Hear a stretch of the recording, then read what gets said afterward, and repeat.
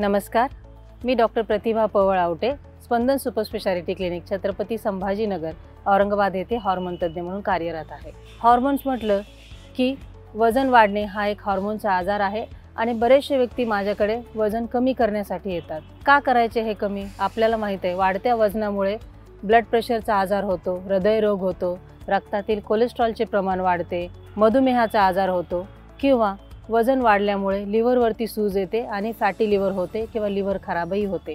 आणि हे आजार टाळायचे असेल तर वजन कमी करणे आवश्यक आहे। जसे की एखाद्या व्यक्तीचं वजन 52 किलो 55 किलो आहे, पण त्यांना मात्र हृदयरोग आहे किंवा शुगरचा आजार आहे। आणि काही व्यक्ती आहेत ज्यांचं वजन 80 किलो आहे, पण त्यांना कुठलाच आजार नाही। मग वजन ही एकच गोष्ट आहे का जे तुमचे आजार होणं ठरवते, किंवा त्या व्यतिरिक्त आणखी काही गोष्टी आहेत ज्या आपल्याला माहित नाहीत ज्यामुळे आजार होतात? तुम्हाला आजार होणार की नाही हे तुमच्या शरीरामध्ये स्नायूंचं वजन, हाडांचं वजन किती आहे त्यावरून ठरते, किंवा तुमच्या शरीरामध्ये चरबीचं वजन किती आहे यावरून ठरते।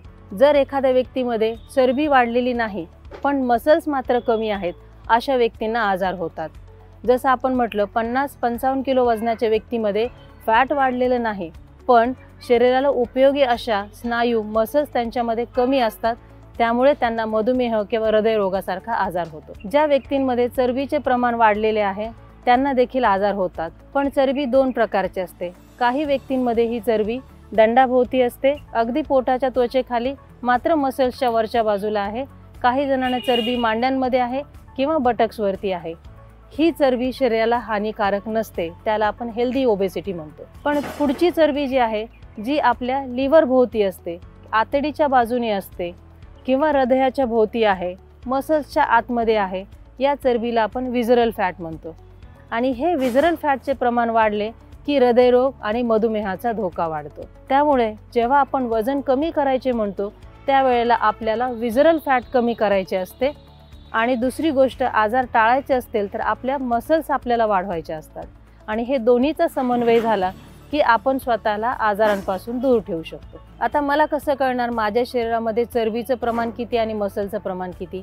हे आपण बॉडी कॉम्पोजिशनच्या मशीनच्या सहाय्याने करणार। बॉडी कॉम्पोजिशनची एक इलेक्ट्रॉनिक मशीन आहे, त्यावरती आपण उभा राहतो, दोन्ही हाताने त्या मशीनचे इलेक्ट्रोड पकडतो आणि त्यानंतर एक 5 ते 10 मिनिटांमध्ये तुमच्या बॉडी कॉम्पोजिशनचा रिपोर्ट जनरेट होतो। या रिपोर्टमध्ये तुमच्या शरीरामध्ये फॅट मास किती आहे, तुमचं पर्सेंटेज फॅट मास किती आहे, तुमच्या शरीरामध्ये स्केलेटल मसल मास किती आहे आणि तुमचा बेसल मेटाबॉलिक रेट किती आहे याबद्दलची माहिती मिळते। जेव्हा आपण स्केलेटल मसल मास म्हणतो, हे स्केलेटल मसल मास तुम्हाला आजारांपासून दूर ठेवते आणि ते वाढवण्यासाठी तुम्हाला प्रोटीनयुक्त आहार घेतला पाहिजे आणि योगाचे व्यायाम किंवा जिम ट्रेनिंगचे व्यायाम करून तुम्ही तुमचे मसल मास वाढवू शकता। दुसरा प्रकार म्हणजे बॉडी मास इंडेक्स। हा बॉडी मास इंडेक्स बऱ्याच काळापासून वापरला जातो, पण ज्या व्यक्ती नियमितपणे जिम आणि योगा करतात त्या व्यक्तीचे मसल जास्त असतात, त्यामुळे त्यांचा बॉडी मास इंडेक्स काढला तर तो ओव्हरवेट किंवा ओबेसिटीच्या रेंजमध्ये असतो। पण एक्स्ट्रा मसल मास असल्यामुळे हे व्यक्ती अगदी निरोगी असतात।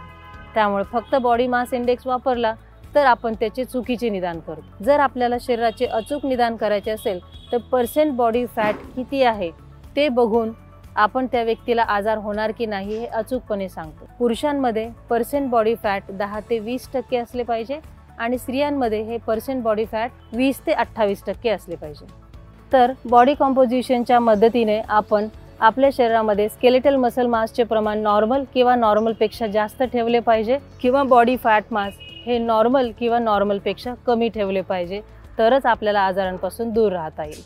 उदाहरण घ्यायचे झाले तर एखाद्या व्यक्तीचे वजन 80 किलो आहे आणि ह्या वजनामुळे त्यांच्या रक्तातील साखर आणि कोलेस्ट्रॉलचे प्रमाण वाढलेले आहे। या व्यक्तीचा आपण सुरुवातीला बॉडी कॉम्पोजिशनचा रिपोर्ट केला तर त्यांच्या शरीरातील चरबीचे प्रमाण 40 किलो आहे आणि मसलचे प्रमाण 28 किलो आहे। 1-2 महिने प्रोटीनयुक्त आहार घेऊन आणि जिमचा व्यायाम करून या व्यक्तीने परत त्यांचे रिपोर्ट्स केले।